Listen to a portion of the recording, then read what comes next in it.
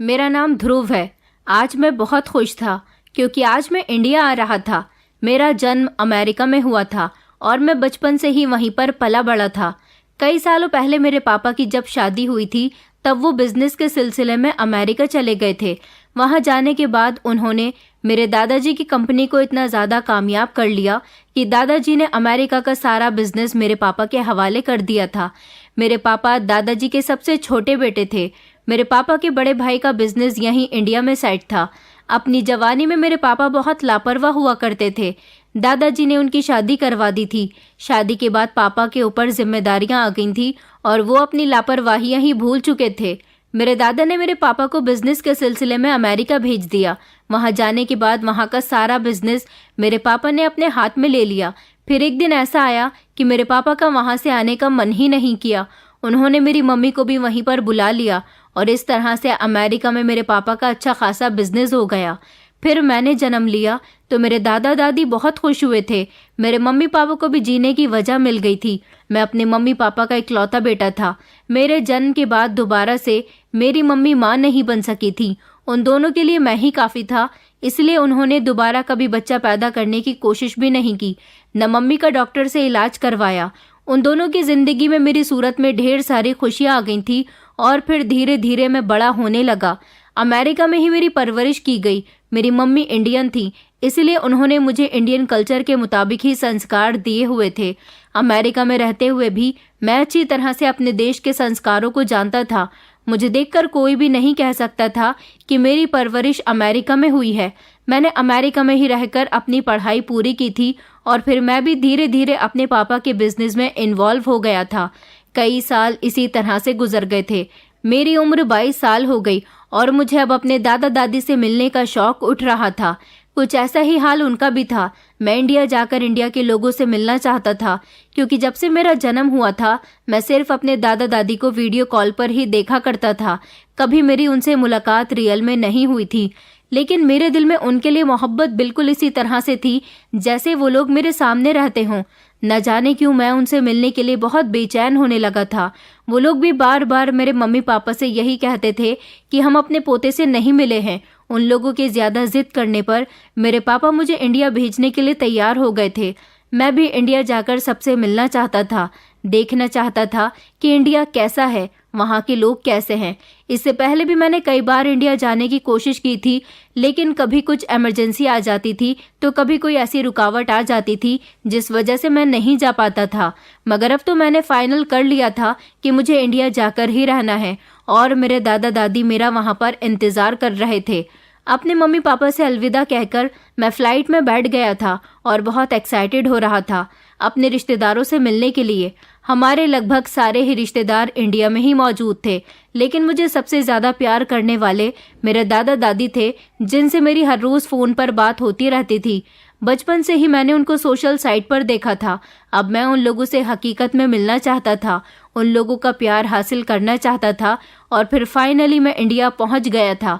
यहाँ आने के बाद मुझे अपने देश की खुशबू महसूस हो गई थी, क्योंकि मैं अपने पापा का खून था और मेरे पापा का जन्म भी तो इसी देश की मिट्टी में हुआ था।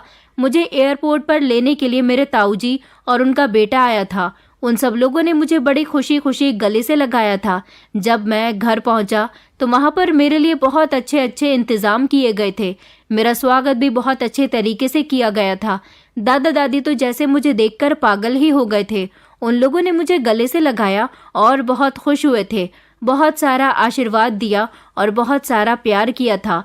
मैं भी उन लोगों का प्यार पाकर बहुत खुश हो गया था। मैं यहाँ पर 4-5 महीने के लिए आया था। मैंने सोच लिया था कि मैं आराम से अपने दादा दादी के साथ और बाकी सारे रिश्तेदारों के साथ यहाँ लंबा टाइम स्पेंड करके जाऊँगा। यहाँ से कुछ अच्छी यादें लेकर जाऊँगा। आखिर ज़िंदगी में पहली बार मेरा इंडिया आना हुआ है, फिर पता नहीं मेरा कब आना हो। मगर मेरे दादा दादी तो यही कहते थे कि तुम्हारे पापा और मम्मी जब से वहाँ गए हैं कभी वापस लौट कर आए ही नहीं हैं। अब हम भी तुम्हें वहाँ जाने नहीं देंगे। तुम अब एक बार यहाँ पर आ गए हो तो हम लोगों के साथ ही रहना। मगर ऐसा कैसे हो सकता था? मैं अपने मम्मी पापा के बगैर नहीं रह सकता था। मम्मी पापा भी यहाँ नहीं आ सकते थे क्योंकि मेरे पापा का पूरा ही बिजनेस अमेरिका में था। यहाँ आने से तो उनका बहुत नुकसान हो जाता। दादा दादी के घर आकर मैं बहुत खुश था। मेरे ताऊजी और उनकी फैमिली अलग घर में रहती थी, जबकि दादा दादी अलग घर में रहा करते थे। वैसे तो दादा दादी के घर में बहुत सारे नौकर कामकाज करने के लिए थे, लेकिन फिर भी मुझे ऐसा लगता था जैसे इस उम्र में दादा दादी का घर में अकेला रहना ठीक नहीं है। मुझे ताऊजी से शिकायत थी कि वो अपने पेरेंट्स को छोड़कर अलग घर में अपनी फैमिली के साथ क्यों बसे हुए थे। ये घर बहुत बड़ा था, वो चाहते तो यहाँ पर अपने माता पिता के साथ रह सकते थे। मैंने दादी से कहा कि आप लोग यहाँ पर अकेले रहते हो, तो दादी कहने लगी कि बेटा, मेरे लिए तुम्हारे दादा का साथ और तुम्हारे दादा के लिए मेरा साथ ही काफ़ी है। हम दोनों बूढ़े ज़रूर हो चुके हैं, मगर एक दूसरे से मोहब्बत आज भी बहुत करते हैं। मैं उनकी बात सुनकर बहुत खुश हुआ था, क्योंकि मेरी मम्मी बताया करती थी कि हमारे देश के लोग एक दूसरे से बहुत मोहब्बत करते हैं, और ये बात मुझे मेरे दादा दादी को देखकर साफ नज़र आ रही थी। फिर दादी ने मुझे बताया कि पड़ोस वाले घर में उनके कुछ पड़ोसी रहते हैं, मिडिल क्लास फैमिली के लोग हैं। उनकी बेटी ईशा है जो बहुत अच्छी है।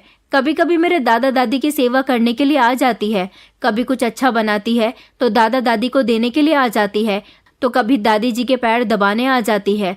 मैंने सोचा कि ये तो बहुत अच्छी बात है, पड़ोसी लोग भी एक दूसरे के साथ बहुत मोहब्बत से रहते हैं। दादी कहने लगी कि हाँ बेटा, लड़की बहुत अच्छी है, भगवान उसका भला करे। फिलहाल मैं तो अपने दादा दादी के घर में ही रुका हुआ था। रात का टाइम था जब अचानक घर के दरवाजे पर बेल हुई। मैं घर का दरवाज़ा खोलने के लिए गया तो देखा कि एक जवान और खूबसूरत लड़की दरवाजे पर खड़ी हुई थी। मुझे लगा वो घर की नौकरानी है।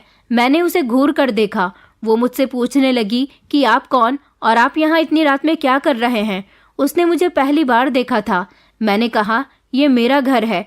तो वो कहने लगी नहीं, यहाँ पर तो बूढ़े अंकल आंटी रहते हैं, उनका एक बेटा अमेरिका में और दूसरा बेटा पड़ोस वाले घर में रहता है। तुम कौन से बेटे हो? वो अपनी कमर पर हाथ रखते हुए बोलने लगी। तो मैंने उसे बताया कि मैं उनके अमेरिका वाले बेटे का बेटा हूँ। तो वो मेरी बात सुनकर हंसने लगी और कहने लगी, अरे इतना घुमा फिराकर बात कहने की क्या ज़रूरत है, ये भी तो कह सकते हो कि तुम उनके पोते हो। वो ये कहती हुई मुझे हाथ से पीछे करके अंदर चली गई। मैंने देखा था कि उसके हाथ में एक प्लेट थी। पता नहीं ये लड़की कौन थी। मैं इसके पीछे पीछे अंदर गया तो वो मेरी दादी के करीब जाकर बैठ गई और उनसे कहने लगी कि देखो आंटी, मैं आपके लिए अपने हाथ से बादाम का हलवा बनाकर लाई हूँ। उसकी बात सुनकर मेरी दादी के चेहरे पर मुस्कुराहट आ गई और वो मुझे देखकर कहने लगी कि देखो बेटा, मैंने तुम्हें बताया था ना कि पड़ोस वाली लड़की के बारे में, ये वही है। इसका नाम ईशा है, बहुत अच्छी बच्ची है, हम लोगों का बहुत ख्याल रखती है। तब मैंने अपने दिमाग में सोचा तो ये वो लड़की है, और मुझे गलतफहमी हुई थी कि कहीं ये नौकरानी तो नहीं। अब मुझे खुद पर हंसी आने लगी थी। दादी ने मुझे उससे इंट्रोड्यूस करवाया और कहा कि ये मेरा अमेरिका वाले बेटे का बेटा है, आज ही अमेरिका से हम लोगों से मिलने के लिए आया है। वो दादी की बात सुनकर मुस्कुराई और कहने लगी कि जी, मेरी इनसे मुलाकात दरवाजे पर ही हो गई है। उसने दादी को प्लेट में हलवा निकाल कर दिया। कहने लगी, क्या अंकल जी सो गए हैं? मैं उनको हलवा दे देती हूँ। दादी कहने लगी कि हाँ बेटा, वो दवाई खाकर सोए हैं, उन्हें डिस्टर्ब मत करना, अगर उठ गए तो बातें करते करते काफ़ी रात कर देंगे। अच्छा, तुम ध्रुव को ही हलवा दो। उसने मेरे लिए भी प्लेट में हलवा निकाल दिया था और मेरी तरफ बढ़ाने लगी। मैंने हलवे पर एक नज़र डाली तो उसमें ढेर सारा घी नज़र आ रहा था। मैंने कहा, तुम लोग इतना ऑयली खाना खाते हो? तो वो कहने लगी कि ये तेल नहीं है, ये देसी घी है, हमारे यहाँ तो इसी तरह का खाना बनता है। आखिरकार सेहत खाने से ही तो बनती है। आपकी तरह थोड़ी ना पतली पतली हड्डियाँ और कमज़ोर सा शरीर लेकर आप यहाँ अमेरिका से इंडिया आ गए। उसकी बात सुनकर मैंने अपने ऊपर नज़र डाली और कहा, क्या सच में मेरी पतली पतली हड्डियाँ और कमज़ोर शरीर है? मैंने कहा, मैं तुम्हारी बात समझा नहीं। तो वो हंसने लगी और कहने लगी कि कुछ नहीं, मजाक कर रही हूँ, आप ये खाएं, ये टेस्ट में बहुत अच्छा है। मैंने एक चम्मच उठाकर हलवा टेस्ट किया तो मैं उसकी तारीफ किए बिना रह नहीं सका। हलवा बहुत ज़्यादा टेस्टी था। मैंने कहा, वाओ, ये तो बहुत टेस्टी है। दादी कहने लगी कि बेटा, ये बहुत अच्छा खाना बनाती है, ये लड़की तो हर काम में परफेक्ट है। दादी भी उसकी ढेर सारी तारीफ कर रही थी। वो मुस्कुरा रही थी और मैं उसको लगातार देखे जा रहा था क्योंकि वो मुझे बहुत पसंद आई थी। मैं सोच रहा था कि यहाँ की लड़कियाँ इतनी खूबसूरत होती हैं, इतनी अच्छी होती हैं और इतना अच्छा खाना भी बनाती हैं और दूसरों की सेवा भी करती हैं। पता नहीं क्यों पहली नज़र में देखते ही मेरा दिल उस पर आ गया था। मैं उसके लिए दीवाना हो गया था। फिर उसने बातों ही बातों में दादी से कहा कि आंटी अब मैं चलती हूँ, बहुत रात हो गई है, मम्मी पापा मेरा इंतजार कर रहे होंगे। वो दरवाजे तक आई तो मैं भी उसके पीछे पीछे दरवाजा बंद करने के लिए आ गया था। वो दरवाजे पर मुझे बाय करते हुए जाने लगी। मैंने उससे कहा कि रुको, क्या सच में मैं पतली पतली हड्डियां और कमजोर शरीर वाला लगता हूँ? मेरी तरफ देखकर वो जोर जोर से हंसने लगी और कहने लगी, मैंने आपसे कहा था ना कि मैं मजाक कर रही हूँ।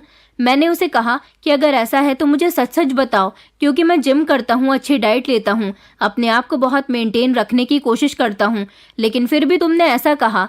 जरूर मैं ऐसा ही दिखता हूँ जैसा तुम कह रही हो। तो वो कहने लगी, अरे आपने तो अपने दिमाग में वहम पाल लिया। यही तो होती है आप जैसे विदेशी लोगों की बातें, अपने दिमाग में वहम पाल लेते हैं। आप तो दिखने में बहुत अच्छे हैं, बहुत हैंडसम हैं, बहुत प्यारे हैं। मैं तो मजाक कर रही थी बस। ये कहकर वो पलटकर चली गई, मगर ना जाने क्यों मुझे उसके तारीफ करने का अंदाज बहुत पसंद आया था। मैं कमरे में आ गया था और शीशे में खुद को देखकर उसकी तारीफ में कहा गया एक एक शब्द खुद पर महसूस कर रहा था। मुझे वो लड़की बहुत पसंद आ गई थी और जब मैं रात को बिस्तर पर लेटा तो बार बार मेरी आंखों के सामने उसका चेहरा आ रहा था। न जाने मेरा उससे ऐसा क्या कनेक्शन था जो मैं उसका एक ही नज़र में दीवाना हो गया था। मुझे कुछ समझ नहीं आ रहा था कि मेरे साथ ऐसा क्यों हो रहा है। अगले दिन मेरे ताऊ जी का बेटा मुझे लेने के लिए आ गया था, क्योंकि वही मुझे हमारे शहर की कुछ खास जगह पर घुमाने वाला था और फिर पूरा दिन मेरा घूमने में निकल गया था। रात को जैसे ही मैं दादा दादी के घर में दाखिल हुआ तो मैंने देखा कि वहां पर आज भी ईशा आई हुई थी और मेरी दादी के पैर दबा रही थी। ईशा को देखकर मैं बहुत खुश हुआ था। उसके चेहरे को देखकर मुझे एक अजीब सा सुकून मिल गया था। आज भी उसके साथ मेरी थोड़ी बहुत बातचीत हुई थी। वो बहुत हंसी मजाक करने वाली लड़की थी। धीरे धीरे मेरी उसके साथ बातचीत बढ़ने लगी थी और फिर मुझे उससे बात करना अच्छा लगने लगा था। मैं दादी से उसकी बहुत तारीफ किया करता था, जबकि दादाजी भी उसको बिल्कुल अपनी बेटी की तरह मानते थे। मुझे यहाँ रहते हुए 1 महीना हो गया था और इस 1 महीने में मुझे ना जाने क्यों ईशा की आदत हो गई थी। वो मेरी बहुत अच्छी दोस्त बन गई थी। मैं मम्मी पापा से बात करता था तो वो लोग कहते थे कि हमें तुम्हारी याद आ रही है, तुम्हारे वहाँ पर दिन कैसे गुजर रहे हैं। तो मैं उनसे कहता था कि मैं आपको भी बहुत याद कर रहा हूँ, मुझे यहाँ पर बहुत मज़ा आ रहा है, मन कर रहा है कि मैं कभी वापस ही ना आऊँ, ये जगह बहुत अच्छी है। पापा कहते थे कि बेटा 4 महीने पूरे होते ही तुम्हें यहाँ पर आ जाना है और फिर अपना बिजनेस देखना है। ईशा हर दूसरे तीसरे दिन दादा दादी के घर आती थी। मैंने सोच लिया था कि अब मैं उसे प्रपोज कर दूंगा, क्योंकि इंडियन लड़कियों के बारे में मैंने सुना हुआ था कि उनके घर वाले उनकी पढ़ाई पूरी होते ही शादी करने की तैयारी में लग जाते थे। और ईशा ने बताया था कि उसकी पढ़ाई का ये फाइनल ईयर चल रहा है, उसके बाद वो आगे नहीं पढ़ेगी। मैं चाहता था कि मैं इस दौरान ईशा को प्रपोज कर दूं। मैंने सोच लिया था कि कल जब वो आएगी तो मैं उसे प्रपोज कर दूंगा, लेकिन हैरानी वाली बात ये थी कि वो अगले दिन आई ही नहीं थी। फिर मैंने 2-3 दिन तक उसका इंतजार किया। मैं बार बार दादा दादी से भी उसके बारे में पूछ रहा था। वो लोग यही कह रहे थे कि या तो वो कहीं गई हुई होगी या फिर किसी काम में फंसी हुई होगी, तभी उसका आना नहीं हुआ होगा, वरना वो तो हम लोगों का हालचाल लेने के लिए जल्दी जल्दी आती रहती है। लेकिन इस दौरान मुझसे ईशा का इंतजार नहीं हो रहा था, इसलिए मैं किसी बहाने से ईशा के घर चला गया। उसका घर तो मैंने देखा था, मेरे दादा दादी के घर से 4 घर छोड़कर ईशा का घर था। मैंने जब उसके घर का दरवाजा बजाया तो उसकी छोटी बहन ने दरवाजा खोला था। वो मुझे देखकर चौंक गई थी। कहने लगी, आप कौन हो? मैंने उसे बताया कि मैं आगे वाले बंगले से आया हूँ। वो समझ गई थी। मैंने उससे ईशा के बारे में पूछ लिया था तो वो कहने लगी कि दीदी की तबीयत ठीक नहीं है। इतने में ही उसकी मम्मी की आवाज़ आ गई और वो दरवाजे पर आई तो मुझे देखकर उन्होंने पूछा कि ये कौन है। ईशा की बहन ने मेरे बारे में उनको बता दिया था तो वो घबरा गई और कहने लगी कि बेटा तुम दरवाजे पर क्यों खड़े हुए हो, जल्दी से अंदर आ जाओ। वो अपनी बेटी को डांटने लगी, तुमने इन्हें दरवाजे पर क्यों खड़ा रखा, अंदर क्यों नहीं बुलाया? तुम नहीं जानती कि सिंघानिया जी का पोता है जो अमेरिका में रहता है। बेटा मैंने तुम्हारे बारे में सुना हुआ है, तुम इन दिनों अमेरिका से आए हुए हो, मगर हमारे यहाँ तुम्हारा आना कैसे हुआ? मैंने उनसे कहा कि मुझे ईशा से मिलना है। दरअसल दादी उन्हें काफी दिनों से याद कर रही हैं। 3-4 दिन हो गए वो वहाँ का चक्कर ही नहीं लगा रही। उसकी मम्मी कहने लगी, अच्छा बेटा ईशा की तबीयत ठीक नहीं है। दरअसल 2 दिन पहले जब वो कॉलेज गई थी तो वहाँ पर बेहोश हो गई थी। तभी से उसकी तबीयत ठीक नहीं है। डॉक्टर ने उसे आराम बताया है और उसे बहुत वीकनेस भी हो रही है। उसका ट्रीटमेंट चल रहा है। 1-2 दिन आराम करेगी। जैसे ही उसकी तबीयत ठीक होगी तो वो वहाँ पर आ जाएगी। ईशा की तबीयत के बारे में सुनकर मैं उसके लिए फिक्रमंद हो गया था।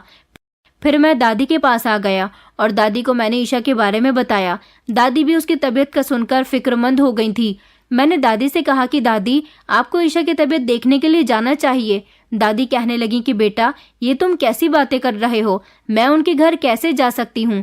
मैंने कहा दादी, वो भी तो आपके यहाँ आपका ख्याल रखने के लिए यहाँ पर बार बार आती रहती है, तो इसलिए आपको भी उसकी तबीयत पूछने के लिए जाना चाहिए और मैं भी आपके साथ चलूंगा। इसी बहाने मैं भी उससे उसकी तबीयत के बारे में पूछ लूंगा। तो दादी कहने लगी कि मुझे कुछ गड़बड़ क्यों लग रही है। मैंने कहा दादी, आपका क्या मतलब है। दादी कहने लगी कि तुम ईशा के लिए ज्यादा ही फिक्रमंद नहीं हो रहे हो। दादी की बात सुनकर मैं मुस्कुराने लगा था। दादी कहने लगी, क्या तुम्हें वो लड़की पसंद आ गई है। मैं अभी भी शर्माते हुए दादी को एक मुस्कुराहट के साथ देख रहा था। दादी मेरी मुस्कान देखकर कहने लगी कि अच्छा ये बात है, चलो ठीक है, मैं उसके घर वालों से तुम्हारे बारे में बात करूंगी, लेकिन उससे पहले मुझे तुम्हारे मम्मी पापा से परमिशन लेनी होगी। कहीं ऐसा ना हो कि वो तुम्हारी शादी अमेरिका की ही किसी लड़की के साथ कर दें। मैंने कहा नहीं नहीं दादी, आप ये कैसी बातें कर रही हो। मेरे पेरेंट्स इंडियन हैं, मैं भी तो इंडियन लड़की से ही शादी करूंगा ना। मुझे ईशा बहुत पसंद आ गई है, मैं उसी से शादी करना चाहता हूँ। दादी कहने लगी कि अच्छा ठीक है, मैं देखती हूँ कुछ। दादी ने मेरे मम्मी पापा से बात की थी और उनको बता दिया था कि ध्रुव ने लड़की पसंद कर ली है। मेरे मम्मी पापा तो इस बात से बहुत खुश हुए थे, क्योंकि मेरे मम्मी पापा ऐसे ख्याल की बिल्कुल भी नहीं थे कि वो मेरी मर्जी के मुताबिक मेरी शादी नहीं होने देते। उन लोगों ने कह दिया था कि अगर हमारे बेटे को लड़की पसंद आई है तो आप जाकर उनसे रिश्ते की बात कराओ, बाकी की फॉर्मेलिटी हम पूरी कर लेंगे।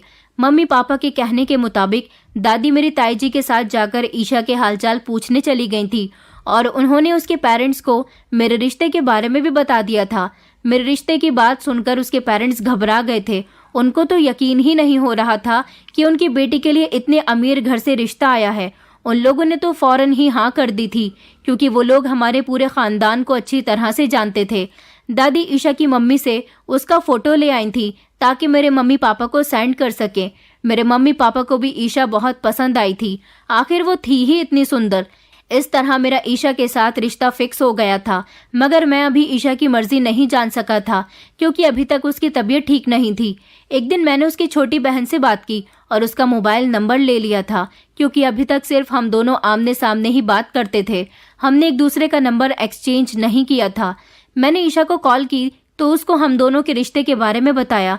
ईशा मेरी बात सुनकर ना जाने क्यों खुश नहीं हुई थी और कहने लगी कि मैं अभी शादी नहीं करना चाहती, मगर तुमने रिश्ता भेज दिया तो मेरे घर वाले मुझसे शादी की बहुत जिद कर रहे हैं। मैंने कहा कि तुम मुझसे शादी क्यों नहीं करना चाहती, क्या मैं तुम्हें पसंद नहीं हूँ। मेरी बात पर वो खामोश हो गई। मैंने कहा क्या तुम्हें कोई और पसंद है, तो वो कहने लगी कि नहीं, मैं ऐसी लड़की नहीं हूँ। मैंने कहा तो फिर क्या बात है, तुम फिक्र मत करो, मैं तुम्हें बहुत खुश रखूंगा। मेरे मम्मी पापा ने दादा दादी से बात करके कहा था कि वो मेरी शादी जल्द से जल्द करवाना चाहते हैं, ताकि मैं अपनी पत्नी को लेकर जल्द ही अमेरिका चला जाऊं। इसीलिए उन लोगों ने भी यहाँ आने का फैसला किया था। ईशा के घर वाले इस रिश्ते से बहुत खुश थे, इसलिए उन्होंने जल्दी जल्दी सारे काम करने के लिए कहे थे। वो ये रिश्ता अपने हाथ से नहीं जाने देना चाहते थे। इधर मेरी शादी की तैयारी शुरू हो गई थी। यहाँ पर मैं आया तो 4 महीने के लिए था, लेकिन मुझे यहाँ आए हुए 2 महीने हो गए थे और मेरे मम्मी पापा चाहते थे कि जो बचे हुए 2 महीने हैं उसमें मेरी शादी भी हो जाए और मैं अपनी पत्नी को लेकर वापस अमेरिका चला जाऊं। मेरे मम्मी पापा जो इतने सालों से यहाँ नहीं आए थे, मेरी शादी की खबर सुनकर उन लोगों को भी यहाँ आना पड़ गया था और फिर सब लोग मिलकर ईशा के घर बारात लेकर चले गए थे। हमारे कुछ रिश्तेदारों को इस बात से परेशानी भी हो रही थी कि हम इतने अमीर लोग हैं और घर की बहू मिडिल क्लास फैमिली की लड़की को लेकर आ रहे हैं, मगर मैं ईशा के बारे में किसी से भी कुछ गलत नहीं सुन सकता था। इसलिए मैंने लोगों की बातों को इग्नोर किया और मेरी शादी ईशा के साथ हो गई। लेकिन मैंने देखा था कि ईशा बहुत ज़्यादा कमज़ोर हो गई थी। जिस ईशा को मैंने 2 महीने पहले पहली बार देखा था, अब 2 महीने बाद वो ऐसी लगती थी जैसे उसके शरीर में जान ही नहीं है। उसके चेहरे पर हमेशा खामोशी रहती थी। वो दुल्हन बनकर मेरे दादा दादी के घर में आई थी। मुझे लगा था कि शायद उसे इस बात की खुशी होगी, मगर उसके चेहरे का उड़ा हुआ रंग बता रहा था कि वो किसी बात से बहुत परेशान है।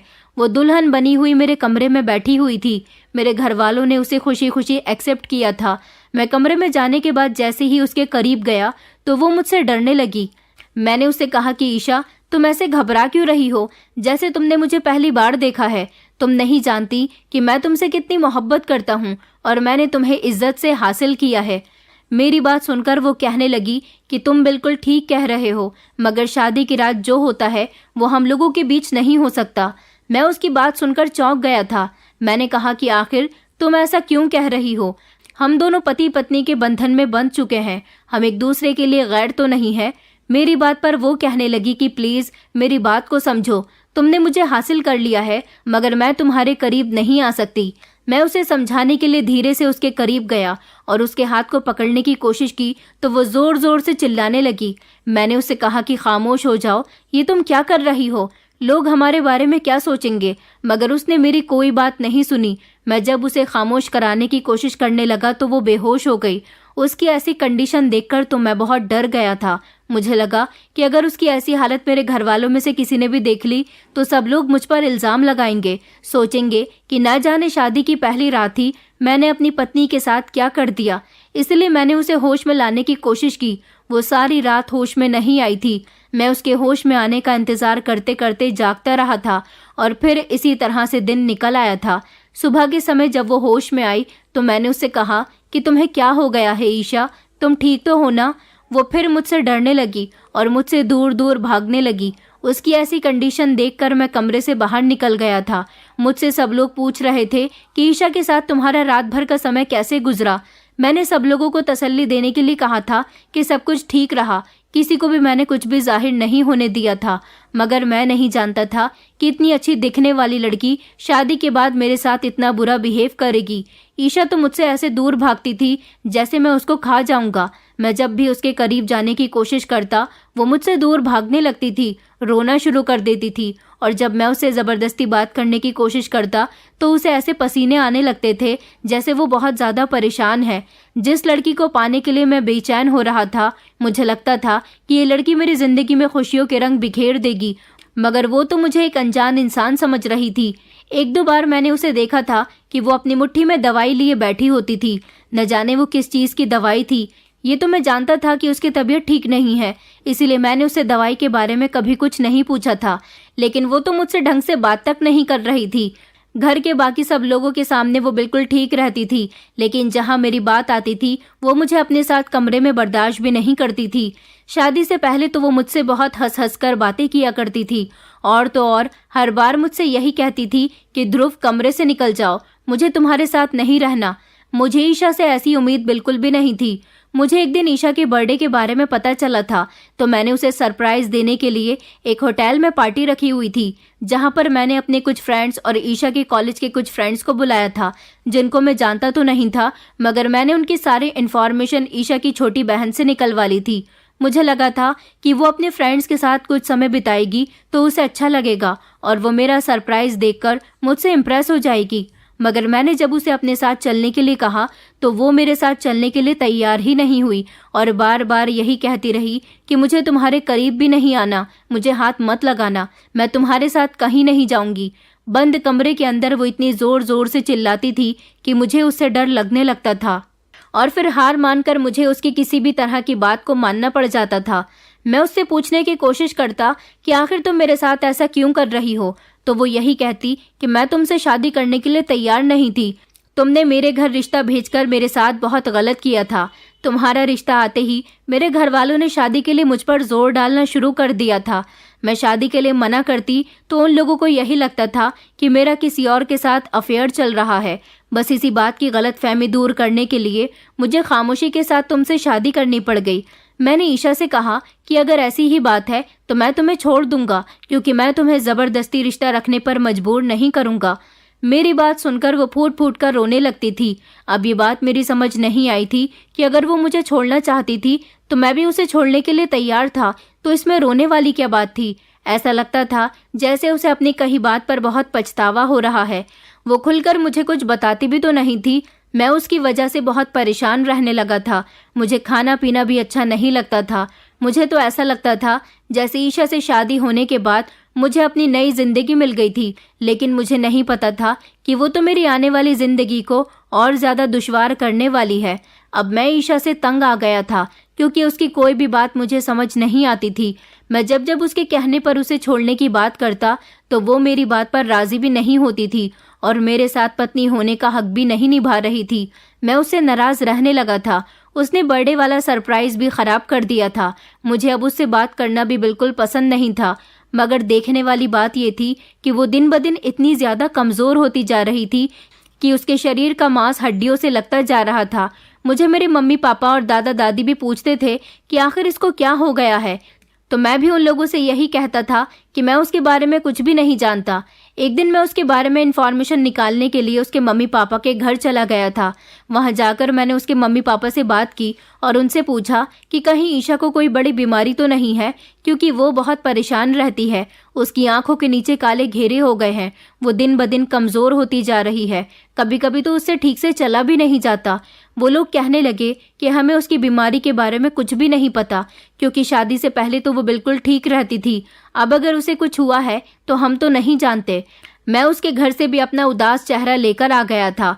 मुझे और मेरी फैमिली को अमेरिका वापस जाना था। मैं चाहता था कि अगर ईशा मेरे साथ रिश्ता रखना चाहती है तो वो मेरे साथ यहाँ से खुशी खुशी जाए, क्योंकि एक बार अमेरिका जाने के बाद वो इतनी जल्दी वापस नहीं आ सकती थी। लेकिन वो तो ना मुझे छोड़ने के लिए तैयार थी और ना ही मेरे साथ रहने के लिए तैयार थी। उसने मुझे अजीब से कंफ्यूजन में डाल दिया था। अब तो मैं ईशा के कमरे में सोता भी नहीं था। हम दोनों अलग अलग कमरे में सोते थे। ये बात मेरे घर में कोई भी नहीं जानता था।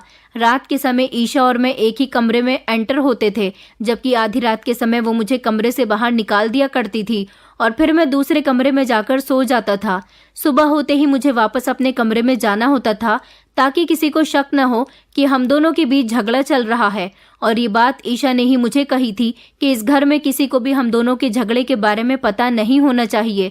मैंने कई बार ईशा से पूछा था कि आखिर मेरी ऐसी क्या गलती है, तुम ये सब आखिर क्यों कर रही हो, मैं तो तुमसे प्यार करता हूँ। मगर ईशा अपनी ही सोच में गुम रहती थी। मुझे मेरे सवालों का भी जवाब ठीक से नहीं देती थी। पता नहीं उसे क्या हो गया था। उस रात भी वो बिल्कुल ठीक सोई थी। जब वो गहरी नींद में सो गई थी तो मैं दूसरे कमरे में आकर लेट गया था, लेकिन सुबह सवेरे जब मैं कमरे के अंदर गया तो वो बेहोश पड़ी हुई थी। उसे अपना कोई होश ही नहीं था। मैंने उसे जगाने की कोशिश की तो देखा कि उसकी कंडीशन बहुत खराब थी। उसकी तो सांस भी ठीक से नहीं चल रही थी।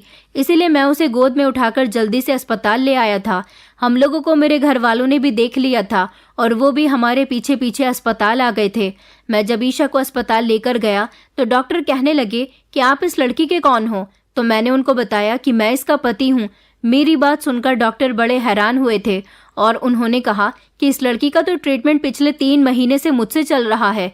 मैंने तो इस लड़की को साफ शब्दों में मना किया हुआ था कि तुम्हारी शादी लगभग 2 साल तक नहीं होनी चाहिए, क्योंकि तुम्हें एक ऐसी बीमारी है जिसका इलाज इंडिया में कहीं पर भी नहीं है। उन्होंने मुझे ईशा की होने वाली एक ऐसी बीमारी का नाम बताया था जो बहुत ही खतरनाक बीमारी है। डॉक्टर ने कहा था कि अगर वो लड़की आपके करीब जाएगी तो ये बीमारी आपको भी लग सकती है, क्योंकि पति पत्नी के बीच शारीरिक रिश्ता नहीं बनना चाहिए। इस तरह से आप भी इस बीमारी की चपेट में आ सकते हो। मैं तो अपनी दवाइयों से इस लड़की को ठीक करने की कोशिश कर रहा हूँ, मगर मुझे यकीन है कि मेरी दवाइयाँ सिर्फ उसको मेंटेन कर रही हैं, उसकी बीमारी को जड़ से ख़त्म नहीं कर पा रही। जब ये लड़की एक दिन अपने कॉलेज में बेहोश हो गई थी और होश में आने के बाद इसकी फ्रेंड्स मेरे पास इसे ट्रीटमेंट के लिए लेकर आई थी, तो मैंने इसे इसकी कंडीशन के बारे में इस लड़की को सब कुछ बता दिया था। मेरी बात सुनकर इस लड़की ने यही कहा था कि मैं अभी शादी नहीं करूंगी, मगर आज आपको देखकर यकीन नहीं आता कि इस लड़की ने सब कुछ जानते हुए भी शादी कर ली। क्या ये आपकी भी जान को मुश्किल में डालना चाहती है? डॉक्टर की बात सुनकर मुझे एक अजीब सा झटका लगा था। मैं जैसे ही डॉक्टर के केबिन से बाहर निकला तो मैंने ईशा के मम्मी पापा को देखा था। मैंने ईशा की मम्मी से सवाल किया और उनको बताया कि कुछ इस तरह की बीमारी ईशा को है। आप लोगों को पता था तो आपने मुझे क्यों नहीं बताया?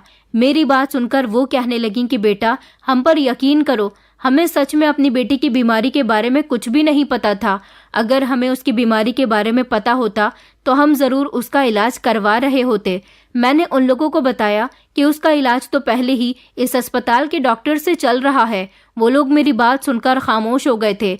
उन लोगों की शर्मिंदगी मुझे साफ नजर आ रही थी। मुझे ईशा के होश में आने का इंतजार था। थोड़ी देर के बाद जब वो होश में आ गई तो मैं उससे मिलने के लिए कमरे में चला गया था और उससे पूछने लगा कि तुम्हारी तबीयत कैसी है। वो फिर से मुझे खुद से दूर करने की बात कह रही थी। मैंने कहा, अब तुम्हें ये नाटक करने की जरूरत नहीं है, मैं तुम्हारी सारी सच्चाई जान चुका हूँ। मेरी बात सुनकर वो चौंक गई थी और कहने लगी कि आपका क्या मतलब, कौन सी सच्चाई? मैंने कहा, मैं ही तुम्हें यहाँ अस्पताल लेकर आया हूँ। तुम कमरे में बेहोश पड़ी हुई थी। डॉक्टर ने मुझसे कहा कि उन्होंने तुमसे शादी करने के लिए मना किया हुआ था, मगर फिर भी तुमने शादी कर ली। बताओ ये सब क्या चल रहा है? तुमने मुझे इस बारे में क्यों नहीं बताया? मेरी बात सुनकर वो कहने लगी कि मुझे भी इस बारे में पहले से नहीं पता था। एक दिन मैं अपने कॉलेज में बेहोश हो गई थी, लेकिन जब मैं होश में आई तो मुझे अपनी तबीयत ठीक नहीं लगी, इसीलिए मैं अपनी कुछ फ्रेंड्स के साथ यहाँ हॉस्पिटल आ गई थी।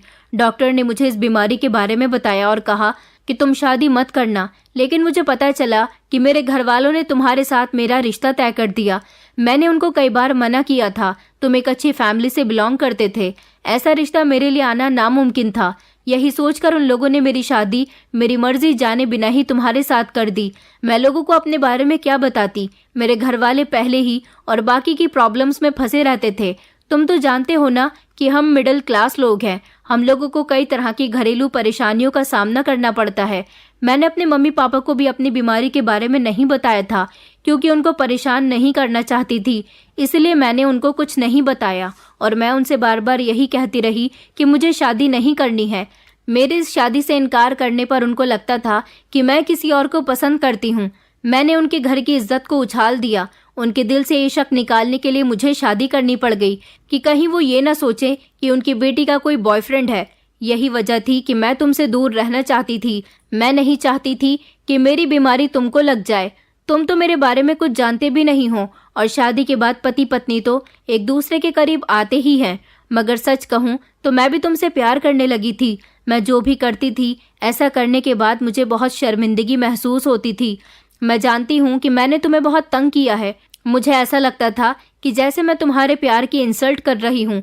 आपने मुझ जैसी लड़की के साथ शादी करके ठीक नहीं किया, जो ना तो आपको खुश रख सकती है और ना ही उसकी जिंदगी का कोई भरोसा है। मेरी बीमारी का तो कोई इलाज भी नहीं है। बस यही सोच सोच कर मैं दिन ब दिन घुलती जा रही हूँ। मुझे माफ कर दो। मेरी बात सुनकर वो फूट फूट कर रोने लगी थी। फिर मैंने उसे समझाया था और कहा था कि तुम खामोश हो जाओ, तुम्हारा इलाज यहाँ पॉसिबल नहीं है तो क्या हुआ? जिन बीमारियों का इलाज देश में नहीं होता, उन बीमारियों का इलाज विदेश में जरूर होता है। अमेरिका में काफी बेस्ट डॉक्टर्स हैं, इसलिए मैं तुम्हें अपने साथ अमेरिका लेकर जाऊंगा और वहां पर मैं तुम्हारा इलाज करवाऊंगा। तुम देखना कि तुम बिल्कुल ठीक हो जाओगी। मेरी बात सुनकर बार बार ईशा मुझसे माफी मांग रही थी। उसकी बीमारी के बारे में सब कुछ सबके सामने आ गया था। मैंने ईशा के कहने पर अभी तक उससे दूरी बनाई हुई थी और फिर अपना समय पूरा हो जाने के बाद मैं और मेरा परिवार अमेरिका चला गया। वहां जाकर मैंने सबसे बेस्ट डॉक्टर्स से ईशा का इलाज करवाया और फिर मुझे अपने प्यार पर पूरी उम्मीद थी। जैसा मैं चाहता था वैसा ही हुआ। ईशा की बीमारी का इलाज अमेरिका में पॉसिबल था। ईशा को ठीक होने में पूरे 2 साल लगे थे, मगर वो ठीक हो गई थी। अब हम दोनों पति पत्नी एक दूसरे के साथ खुशी खुशी रह रहे हैं। मेरी पत्नी बिल्कुल ठीक हो गई और मैं उसे आज भी बहुत प्यार करता हूँ। दोस्तों, उम्मीद करती हूँ आपको हमारी कहानी पसंद आई होगी। कहानी पसंद आई है तो वीडियो को लाइक करें, चैनल पर नए हैं तो चैनल को सब्सक्राइब करें और हाँ, नोटिफिकेशन बेल को जरूर दबाएं ताकि अगली अपडेट सबसे पहले आपको मिले।